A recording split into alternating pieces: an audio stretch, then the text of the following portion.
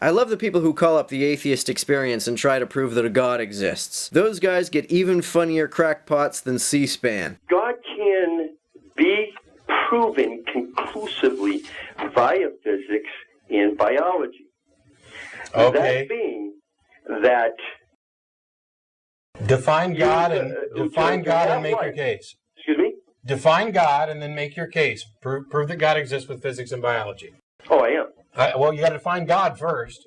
No, I don't have to define God. How are you going to say that physics and biology prove something that you haven't defined? Well, because if you listen to the evidence, you'll see that there has to be a God.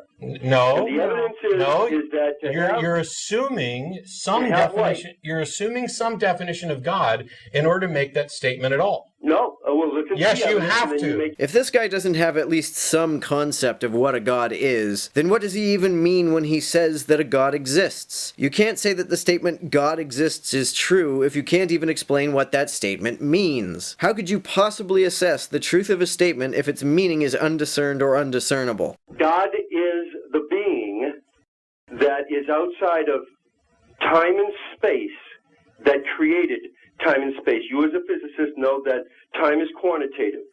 It has already been conclusively proven that time is quantitative in physics. So if time is quantitative, it has a beginning, it has an end. I don't know what this guy thinks the word quantitative means, but it doesn't mean that time has a beginning and has an end. And the preponderance of evidence seems to indicate that time will not have an end. That being the case, God is outside of time and space. He inhabits eternity, something that man cannot comprehend. If we can't comprehend what it means to say that something inhabits eternity, then how can we assess the truth of that assertion? Now, some people say that we formed in the ocean. We evolved out of the ocean. Well, that couldn't be because nucleotides and amino acids have to got to synergize in the same amounts exactly at the same time. Their enemy, oxygen. The ocean is water. What's water made up of? I'll say hydrogen and oxygen. Do I win?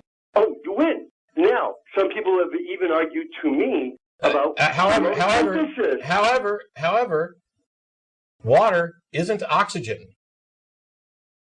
There are lots of things that contain the molecules. You've got to have the molecules of oxygen. So is a molecule. every molecule that includes oxygen is the enemy of nucleotide. If right? oxygen is present... Now, if oxygen is present on its own, now granted, I'm not a scientist or a biologist, and I don't know whether any of this is accurate, and I don't know if my objections are valid or not, but... You're absolutely right. If oxygen is present, in any amino form, acids and nucleotides cannot synergize okay. in the quantitative amount to synergize proteins.